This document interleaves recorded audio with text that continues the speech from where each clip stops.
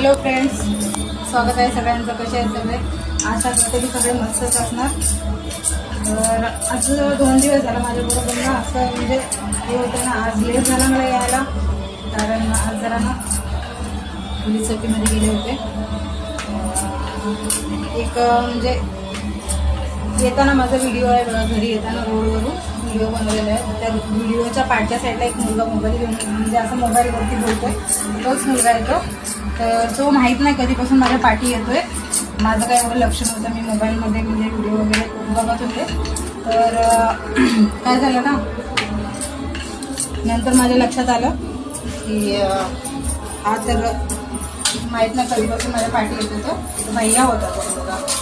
तर त्यांनी मला बोलतो कि आपका नंबर दे दो. त्याला बोला मेरी जान ना पहचान, नंबर क्या करेगा? तो बोलते जान पहचान बढ़ा लेंगे, बाबू सोना माहीत नाही अजून काय काय, बेबी प्लीज नंबर दे दो. त्याला बोलले मी बाई इथे पुढे पोलीस चौकी आहे, मी येताना रोडला पोलीस चौकी लागते. त्याला बोलले पोलीस चौकी आहे इथे, तू गप्पाने जा, नाही तर मी आतमध्ये टाकते. तू जा, हाँ चलेगा मुझे, आपके लिए तो मार भी खा लेगा. तर मग काय घेऊन गेले त्याला पोलीस चौकीमध्ये. पोलिसांनी एवढा मारला ना, त्याला पट्ट्याने मारलं, तरी पण माझ्या पाया पडत होते नंबर.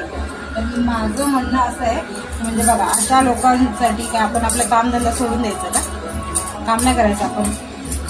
कशी लोक असतात. तर जे म्हणजे माझ्यासारख्या लेडीज म्हणजे असं रात्री यायला उशीर होतं, तर त्यांनी सतर्क राहा, सावधान राहा, स्वतःची काळजी घ्या. आणि अशी लोक दिसले ना, आता उद्या तर मी बघणार आहे, अशी लोक दिसले ना तर तिथेच चप्पल काढून माझ्या. आता उद्या मी तेच करणार आहे. उद्या सरला बोलले, तर बोलले ठीक आहे, उद्या जर त्याला एवढा मारला, खूप मारला, तर बोलले की उद्या जर अगर तुम्हाला हा भेटला ना तर तिथेच मारा आणि आम्हाला 100 नंबरवरती फोन करा, आम्ही येऊ. खरंच मी उद्या ना तसंच करणार आहे. काल पण असंच झालं माझ्याबरोबर. काल आता बघा, एवढे पैसेवाले तर आपण आहे नाही की डायरेक्ट रिक्षाने येणार. मी सकाळी जाताना रिक्षाने जाते आणि येताना म्हणजे थोडंसं चालत येते आणि तिथून शेअरिंग रिक्षा करून येते. तर म्हणजे लांब आहे ना काम, त्यासाठी. तर मी जाताना रिक्षाने जाते, येताना चालत येते आणि नंतर शेअरिंग रिक्षाने येते. तर काल पण असंच झालं. काल काय झालं ना की मी येत होते आणि बाईकवरती मुलगा होता. तो काय करत होता ना, असं म्हणजे पुढे जायचा आणि पुढे जाऊन बाईक थांबवायचा. मग मी त्याला पार करून पुढे गेले ना, वापस तो बस करायचा. तर मी लक्ष दिलं त्याच्याकडे. मला वाटलं कोणाची तरी वाट बघत असेल, पण नाही. नंतर मग तो त्या साईडने होता, मी रोड क्रॉस करून या साईडला आले, तर रॉंग वेवरती आला. आणि येऊन नंतर मला बोलतोय, तो पण भैयाच होता वाटतं, हा पण आजचा होता ना, तो भैयाच होता. तर मला बोलतोय की सुने भाभी, नाही भाभी नाही बोला, सुनो जी बोला. तर बोला की सुनो जी आपका नंबर. तर मी काय त्याला बोलले, त्याला पण शिव्या वगैरे दिल्या. तरी बोलतोय की अरे सुनो तर सही, गुस्सा मत करो प्लीज प्लीज प्लीज.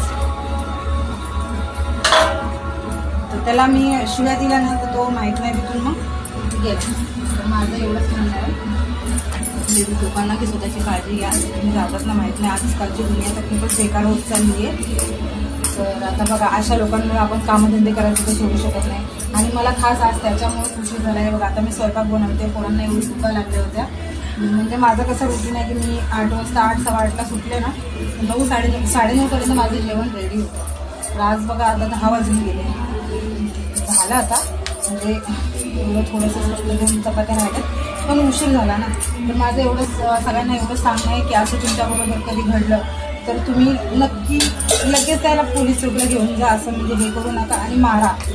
माझं चुकलं, आज मी मारलं नाही त्याला, पण पोलीसवाल्यांनी खूप मारलं. तर तुम्ही तुमची काळजी घ्या, सावधान राहा, सतर्क राहा अशा लोकांपासून.